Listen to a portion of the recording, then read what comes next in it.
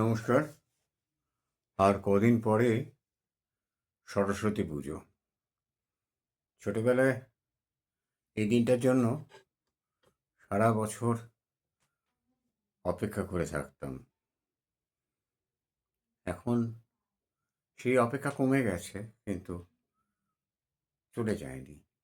এখনও সরস্বতী পুজোর দিনটা সরস্বতী পুজোর একটা আলাদা উৎসবের মতনই মনের ভেতরে আলোড়ন তোলে। এই প্রসঙ্গে আমরা আজকে বলবো আমার ছোটবেলার সরস্বতী পুজো। সে এক অদ্ভুত অনুভূতি। পুজোর দিন তখন বয়স খুব অল্প, ক্লাস 4-5-এ পড়ি। ঈশ্বর আছে না নেই, সরস্বতী সত্যি সত্যি বিদ্যা দেবী না উর্বরতার দেবী, এই সমস্ত কথা ভাবনার মধ্যেই আসে না। সরস্বতীর কৃপা পেলে অবশ্য, অতি অবশ্য পরীক্ষায় ভালো নম্বর হবে। ভালো নম্বর পেতাম, কিন্তু তবু সরস্বতী, ভোরবেলায় সরস্বতী পুজোর দিন সকালে স্নানটা ঠান্ডা জলে করতাম। কিরম একটা মনের মধ্যে লুকিয়ে থাকা সংস্কার ছিল, এই গরম জল টল ওসব দরকার নেই। আর সরস্বতী পুজো শ্রী পঞ্চমী তিথিতে হয়। সেই সময় এক কিছুটা শীত কমে আসে, আর শীতের ওই প্রচণ্ড জড়ভরত অবস্থা, সেই জড়তা ত্যাগ করে শ্রী পঞ্চমী তিথিতে মানুষ যেন একটুখানি আড়ামোড়া দিয়ে ঘুম ভেঙে ওঠে। এই জড়তা জাড্যক, দেবী সরস্বতী জাড্যক পহ, তিনি জাড্য নাশ করেন। ভোরবেলা স্নান করে বাসন্তী রঙে ছোপানো ধুতি পাঞ্জাবি, এই ধুতি পাঞ্জাবি, এই বাসন্তী রং মুদির দোকান থেকে কিনে আনা হতো, কাগজে মোড়া 2 পয়সার রং প্রচুর। সেই রঙে ধুতি আর পাঞ্জাবি শুকিয়ে আমরা শুকিয়ে রাখতাম। পুজোর দিন সকালে সেই ধুতি পাঞ্জাবি পরে চলে যেতাম স্কুলে। পাড়ারই স্কুল তো, অসুবিধা তো কিছু নাই। বাড়িতেও সরস্বতী পুজো হতো, কিন্তু স্কুলে যেতেই হবে। তবে স্কুলে যা অঞ্জলিটা স্কুলে দেয়া হতো না, অঞ্জলি দিতাম বাড়ির সরস্বতী পুজোয়। আর এই বাড়ির সরস্বতী পুজো করতেন বাবা। যে সমস্ত বাড়িতে বাবা, কাকা, লাদু এরা পুজো করতে জানতেন, তারা নিজেরাই সরস্বতী পুজো করতেন। সরস্বতী পুজোর জন্য তারা পুরোহিত ডেকে আনার রীতিটা ছিল না। সরস্বতী, লক্ষ্মী এই দুটো পুজোই বাড়িতেই বাড়ির মানুষই করতেন। সরস্বতী পুজোর দিন সকালবেলা স্নান টান করে বাড়িতে সাজানো হতো ফল, মা ফল কাটছেন, ফল টল কেটে সাজানো হতো। বাড়ির পুজোয় বিশাল নৈবেদ্য সাজানো হলো। আমাদের ওই দোয়াত কলম এলো, কি মজা! বইগুলো দিয়ে দেবো দেবী সরস্বতীর পায়ের কাছে। এখন 2 দিন অন্তত ওখান থেকে তো বই নেওয়া যাবে না, আর বই না নিলে পড়বো কী করে, একেবারে পড়াশুনো ছুটি। বইগুলো সরস্বতীর পদতলে রেখে বাবা মন্ত্র পড়তেন। সব সব বাড়িতেই পুজো হতো। আবার সব বাড়ি থেকে মজা করে এই ওর বাড়িতে সেই তার বাড়িতে অঞ্জলি দিতে যেত। একদিনে 3-4 বার অঞ্জলিও দেয়া হতো। বাড়িতে পুজো হয়ে যাওয়ার পর প্রসাদ নিয়ে সকাল থেকে খাইনি কিছু, বাপরে ও পরীক্ষা আছে সামনে, সব জিনিসটা ছেলে খেলা নয়। এবং এদিন প্রথম আমরা ছোটোবেলায় সরস্বতী পুজোকে নারকলি কুল খেতাম না। টোপাকুল আসতোই না তখন, পরে অনেক নারকলি কুল খেতাম না আমরা, কেননা নারকলি কুল খেলে নাকি বিদ্যা হয় না। তাই এই দৃঢ় বিশ্বাস নিয়ে সকালবেলা পুজোর পরে প্রসাদের কুল খেয়ে বেশ হৃষ্ট মনে বন্ধুবান্ধব নিয়ে সকলে মিলে রাস্তার দিক পার হয়ে আমরা স্কুলে ঢুকতাম। স্কুলে তখন আমাদের সংস্কৃতের পণ্ডিত স্যার জ্যোতিষবাবু পুজো করছেন। তখন আর অঞ্জলি দিতাম না, কারণ ভীষণ নিষ্ঠা ছিল আমাদের তখন। ওই বাপরে, সরস্বতী মানে পরীক্ষা, না না না, পাশ ফেলের ব্যাপার, ইয়ার কি ব্যাপার না। তো সেই সময় আমরা ওই পুজোটা দেখতাম দাঁড়িয়ে, একটা দড়ি দিয়ে বাঁধা থাকতো, দড়ির এপারে আমরা থাকতাম, ওপারে পুজো হতো, আর যারা উপোস করে আছে তারা অঞ্জলি দিত। স্কুলের পুজোর পরই পাড়ার ক্লাবের পুজো। পাড়ার ক্লাবের পুজো একটা থাকবেই, সে ছ আনা আনা ছয়েকে তখন যে সরস্বতী পাওয়া যেত কল্পনা করা যায় না। আর 5 টাকার সরস্বতী, আমি এখন দাঁড়ালে আমার কোমর অবধি সেই সরস্বতীর উচ্চতা হবে। ক্লাবের পুজোয় 5 টাকার সরস্বতী আসতো, 5 টাকা দিয়ে মূর্তি আনা হতো।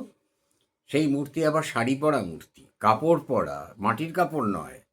সেই দেবী মূর্তি প্রতিষ্ঠা করে ওখানে একটা গ্যারেজ, একজন গ্যারেজ সে কাকুকে রাজি করিয়ে তার গাড়ি 2 দিন বাইরে রাখার শর্তে সেই গ্যারেজের মধ্যে ভেতরে বাড়ি থেকে চেয়ে আনা শাড়ি ইত্যাদি প্রভৃতি দিয়ে, এর শাড়ি, এর মার শাড়ি, তার কাকিমার শাড়ি দিয়ে আমরা নিজেরাই প্যান্ডেল বাঁধতাম। কয়েকটা বাঁশ জোগাড় করে নিজেরাই প্যান্ডেল বাঁধতাম। সেখানে দেবী সরস্বতীকে বসিয়ে তার পুজো হতো। পুজোটা করে দিতেন পাড়ার কোনো বাবা, কাকা, কোনো মেসোমশাই, কাকাবাবু, এরকম কেউ। আমাদের ছোটোবেলায় মেসোমশাই আর কাকা এই দুটো সম্বোধনই খুব পপুলার ছিল, খুব প্রিয় ছিল মানুষের। তো এই তারা এসে পুজোটা করে দিতেন। পুজো করে রাত্রিরে হতো সাংস্কৃতিক অনুষ্ঠান পাড়ার ক্লাবে। সেই সাংস্কৃতিক অনুষ্ঠান, হ্যাঁ বলতে ভুলেছি, মাঝখানে দুপুরে বাড়িতে খাওয়া দাওয়ার আয়োজন থাকতো সরস্বতীর ভোগে, কিন্তু স্কুলের খিচুড়ি, আর আমাদের ছোটোবেলায় লাবড়া কথাটা পরিচিত ছিল না আমাদের। স্কুলে খিচুড়ি আর ছ্যাঁচড়া বলা হতো, নানা রকম তরকারি দিয়ে একটা চচ্চড়ি জাতীয় জিনিস, ছ্যাঁচড়া, আর আপনার ওই বোঁদে, আলুর দম, এই চাটনি, পাঁপড়, এই খাওয়া। আমরা এই খাওয়ার এতটাই আকর্ষণীয় ছিল যে খেতে তো হবেই, বাড়িতে খাওয়া ছেড়ে আমরা এই খাওয়া খেতে যেতাম।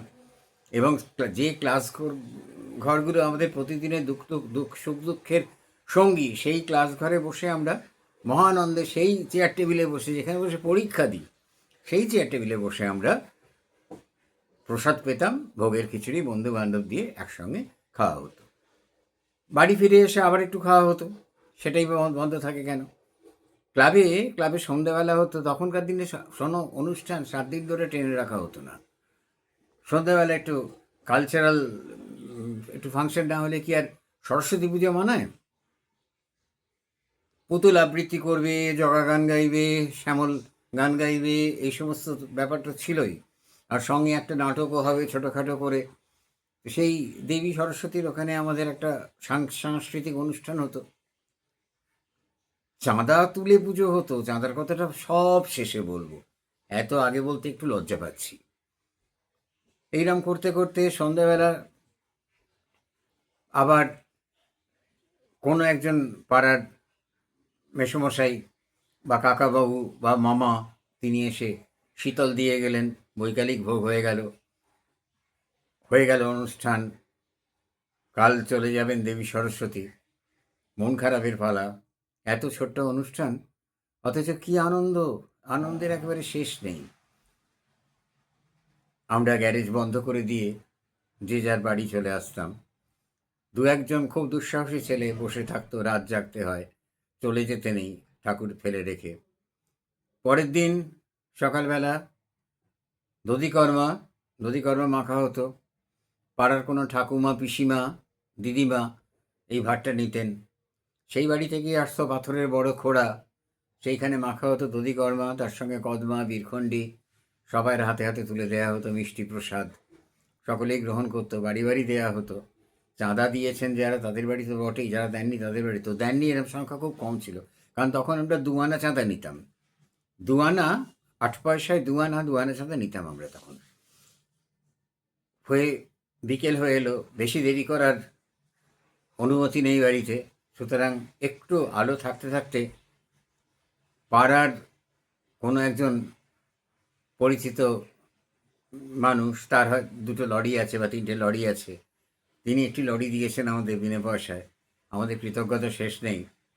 আমরা সেখানে দেবী মূর্তি তুলে, যে বছর লরি পাওয়া যেত না আমরা ভ্যান রিক্সা করে নিয়ে যেতাম। ভ্যান রিক্সা অবশ্য উত্তর কলকাতায় খুব একটা ছিল না, যাই হোক জোগাড় করতে কি হতো জানি না, হতো।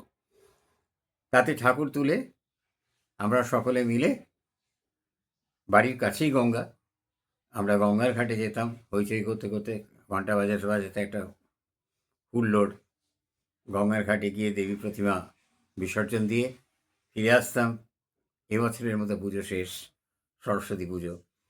আমরা বইগুলো রেখে গেছি ওই পুজোর জায়গাতেই, সেখান থেকে বইগুলো নিয়ে আমাদের পুজো সেই বছরের মতো শেষ হলো। আরেকটা কথা, চাঁদা উঠতো কত জানেন? 21 টাকা, 22 টাকা, একবার উঠেছিল সর্বোচ্চ 30 টাকা। তাতেই বিরাট ধুমধাম করে পুজো হয়েছিল। পুজোর দিন বিকেলে দ্বিতীয়বার লুচি খাওয়ানো হয়েছিল ক্লাবের সদস্যদের। না, চাঁদার টাকায় সবটা হয়নি। দু একজন সদয় প্রতিবেশী অভিভাবক স্পন্সর করেছিলেন ব্যাপারটা। নমস্কার।